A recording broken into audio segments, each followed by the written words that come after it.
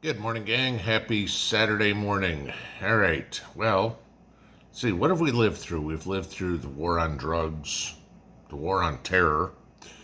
Now we can deal with the war on housing and the war on energy. Okay. Last night, after hours, late on a Friday, as usual, the Biden administration announced its latest regulatory action, and this time they're going to go after gas furnaces. Okay? Now, y'all are familiar with the war on gas cars, if you will. Hey, we've all got to be driving EVs. They want to get rid of gas stoves. They already screwed us on light bulbs. They're trying to change ceiling fans, all this sort of stuff. Now they're going to go after how you keep yourself warm. Okay? Now, think about this for a second. Most houses in the United States weren't built yesterday, right? Okay. Anybody looked at real estate lately? I'll show you something. This comes off the U.S. debt clock, all right? And this will tell you, right where I've got circled there, what the median new home cost is. $430,137. If you want to buy a new home, the average cost is nearly $500,000. In order to qualify for a mortgage for that house, somebody would, let's say your typical FHA loan at 3% down or something like that, okay? Granted, if you put 50% down, sure, this is totally different. But in order to qualify for a mortgage to buy this house, a household would need to have an income somewhere around $130,000. Okay? How many of you have an income of $130,000? Ain't happening around here. Okay. And at that point, you start looking at going, I can't buy a house. We all know housing costs are going up, right? Drastically. Mortgage rates are going up. Makes it more and more and more and more expensive. So what's Joe's brilliant idea? What's the Democrat Party's brilliant idea? Let's do something to make housing more expensive, okay? Because, hey, maybe we could do something like New York is doing, for example, and kick people out of their homes so we can put illegals in. I think I'm kidding. Somebody said this is going on in their town too, but at least the one I know is a story in New York City where a nursing home gave all their residents 1 week's notice to find a new place to live because they are closing down the nursing home so they can turn it into housing for illegals. Now, there was a 95-year-old Korean War veteran who got put on the street because of this. This is what the Democrats and the rhinos are doing to us.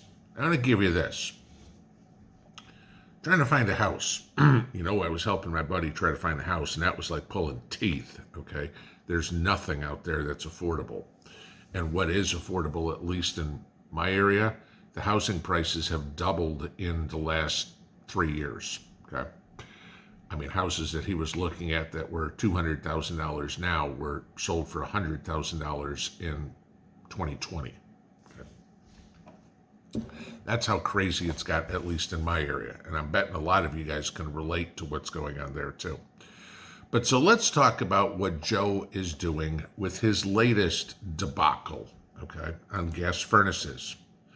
Right now, the standard for energy efficiency is an AFUE, an annual fuel utilization efficiency rating of 80%. Okay.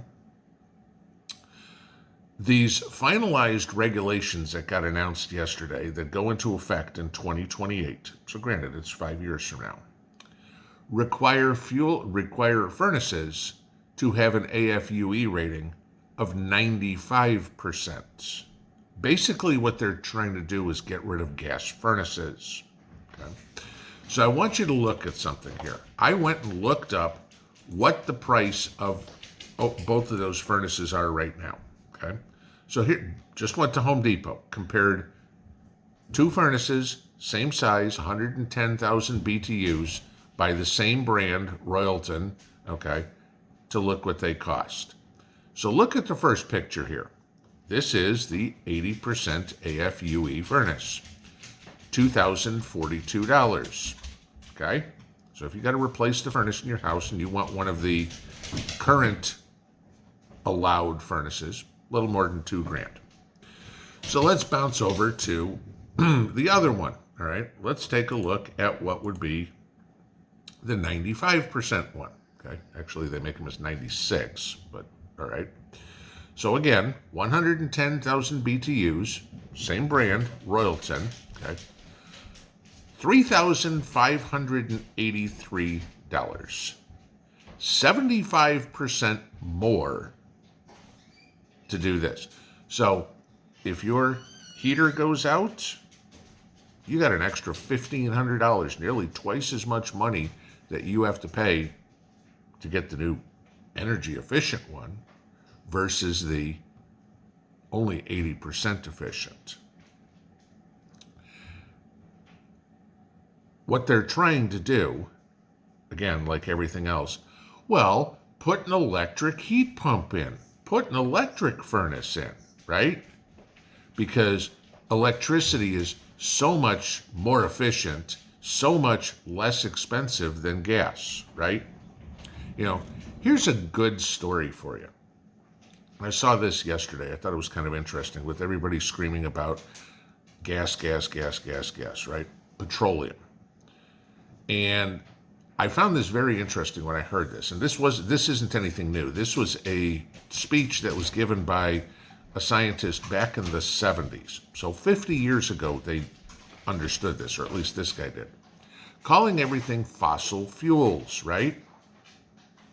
There's a little problem with that. The average depth at which we drill for oil is about 30,000 feet underground. There has never been any sort of fossil of any living creature discovered below 16,000 feet. So no, none of the oil we get is from decomposing dinosaurs or trees or something. It's an extra 14,000 feet deep than anything we've ever found drilling that deep. Okay. Another interesting point. Petroleum is the second most, what's the word I'd be looking for? Abundant liquid resource on the face of the earth. Water's number one, okay? So think about all the water that's in all the lakes, all the oceans, all everything, and then figure petroleum is number two. Now, granted, I'll give you, you could have 100 pennies and you could have 1 penny and the 1 penny would be number two, but I don't think we're going that far, all right? So, no, we have plenty of fuel to last us. I mean, what is it? Anwar supposedly has enough petroleum in it to power the United States for 400 years. I mean, just one oil field. But no, we need to get rid of petroleum.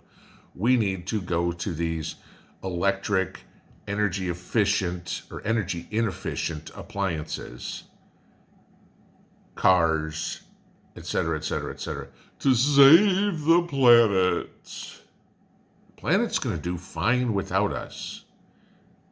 I mean, it's pretty simple. You want to save the planet, get rid of the people. But then again, that's Bill's idea. But what good is Earth as a planet if we're not here? Who cares at that point? It can all go back to wild, and that's it. And we can start with protozoa and microorganisms, and life can start a cycle all over, which is probably what's going to happen someday, somewhere down the line, hopefully after all of us are long gone. But so now this is what you look at.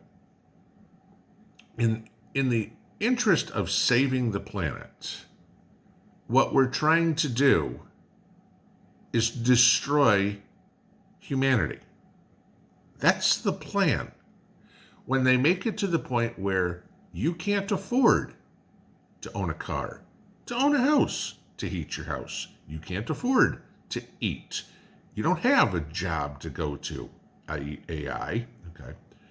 And your only option is to move to this 15-minute city, this concentration camp, where they'll tell you what you can do, and that's it.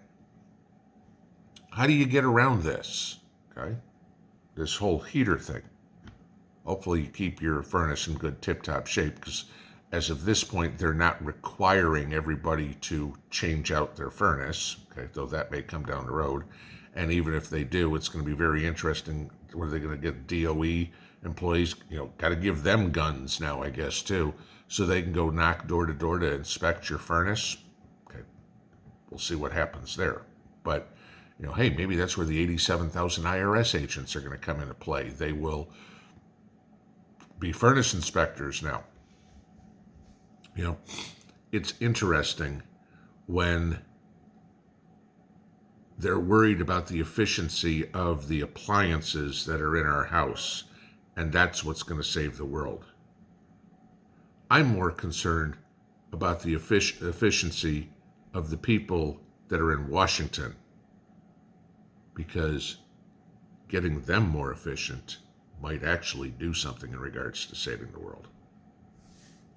Pinball out.